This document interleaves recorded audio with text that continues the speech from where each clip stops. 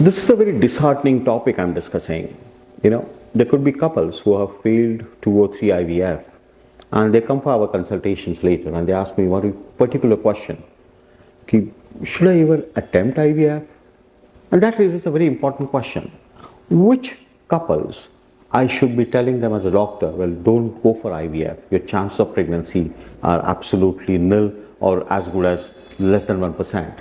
So why attempt and go through the whole junk of treatments?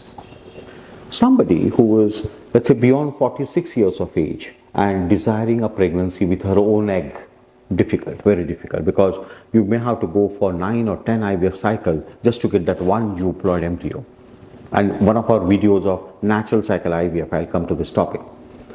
Secondly, women who have intrauterine adhesions, they have suffered from, tuberculosis of endometrium, they have had surgeries in the endometrium, and because of which the whole of the endometrial cavity is destroyed. It's called Asherman syndrome.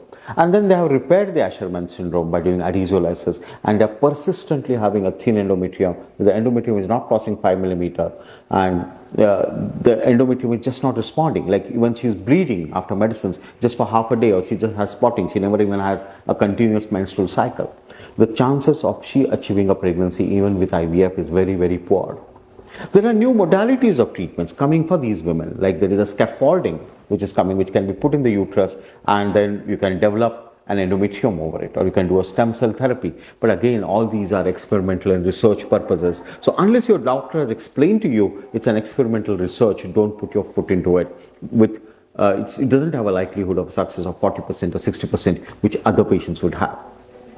Thirdly, the clients who have very bad adenomyotic uterus. Adenomyosis uterus means the uterus which is bigger in size, and uterus where the junctional zone, the zone between the muscle and the endometrium, is totally destroyed. If the junctional zone is totally destroyed and the uterine length is beyond 10 centimeters or the uterus volume is beyond 150 ml, believe me, it is very, very difficult to achieve a pregnancy. One can attempt though, but even if we give injections like Zoladex just to suppress the uterus and get it to normal, and if you've taken about 3 or 4 Zoladex treatments and the uterus has not responded, or the morphology of the uterus on sonography has not changed, there's no point going for IVF because this is not going to respond. And these are the women of all categories may require to undergo surrogacy to achieve their pregnancies. Thank you.